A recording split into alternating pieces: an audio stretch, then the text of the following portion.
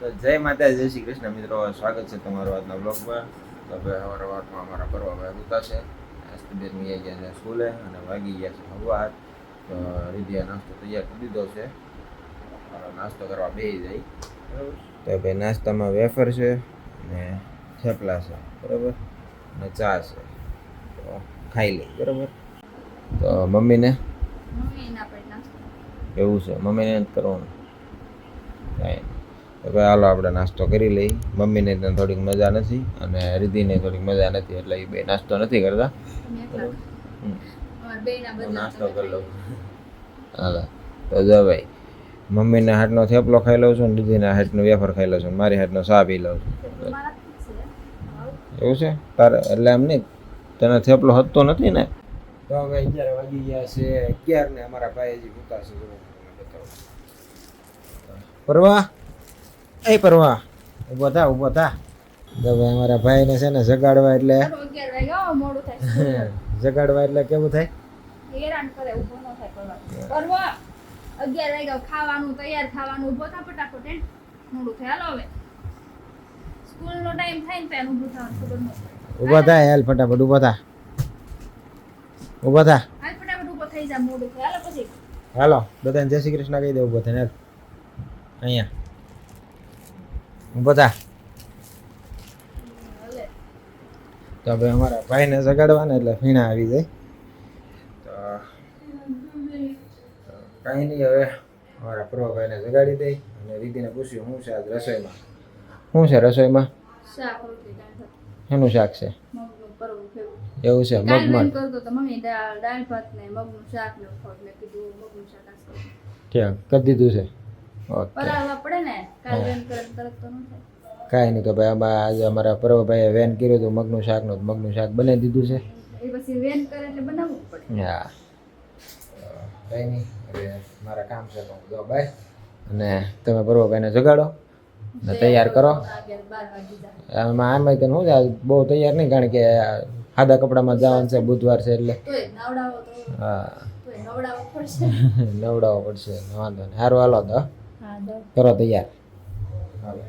તો ભાઈ હવે અમારા પ્રભાભાઈ ઘરે આવી ગયા છે અને અમારા હસ્તીબેન જાગી ગયા છે. અને પ્રભાભાઈ આવતા તો જો હું લાવ્યો બતાવો. પ્રભા બતાવી તો જા, અમારા ભાઈ આવું છે ને નવું નવું લાવ્યા કરે.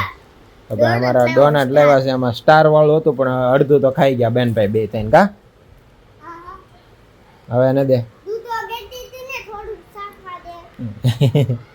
અમારા પાકો હિસાબ હોય, થોડુંક એટલે થોડુંક જ શાકવા દેવાનું. કા કેવું લાગ્યું તને?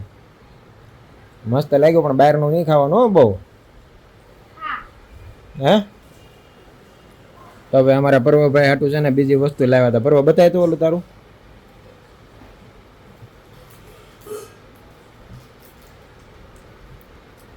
અમારા પર્વભાઈ હાટું છે ને આ ધનુષ લાવ્યા હતા બરોબર, અને એની હારે આ તીર.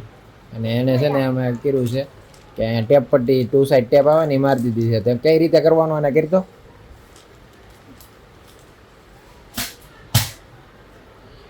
આવી રીતે એ પાછળ સોટાડી દે અને ધનુષ હાથમાં ફેરતો પાછો પાછળ સોટાડી દીધું. હવે એને ધનુષ લઈને પછી મારવાનું.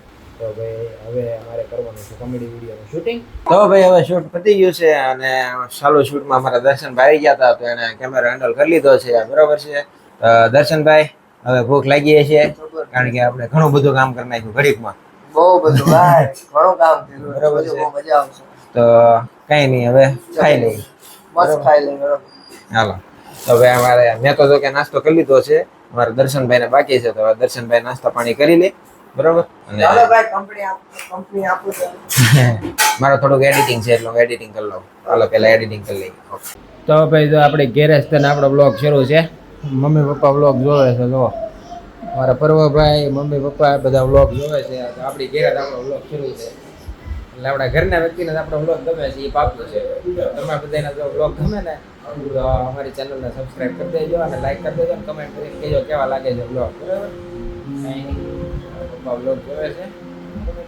અમારા પ્રભાભાઈ ફોન લઈને બેસી ગયા છે, એને ખબર નથી. હવે હું બતાવી પ્રભાભાઈ ગામડાનો ને. હા પપ્પાને છે ને જે મકાનનો હોમ બનાવેલો છે ને ગામડાનો બ્લોગ બનાવેલો છે. તો પપ્પા એ બ્લોગ બહુ જોતા હોય, ઘણી વાર ચાલુમાં બેઠા હોય ત્યારે એ શરૂ કરી દે ટીવીમાં અને જોયા કરે. અને દેહનું મકાન બહુ ગમે એટલે એ જોયા કરે. અને અમારા પ્રભાભાઈ ફોન લઈને બેસી ગયા છે. પ્રભાભાઈ ફોન લઈને બેઠા છો તો આપણે ફોન અહીંયા લાવો અને લેસન કર્યું મને કહો તો, લેસન કર્યું?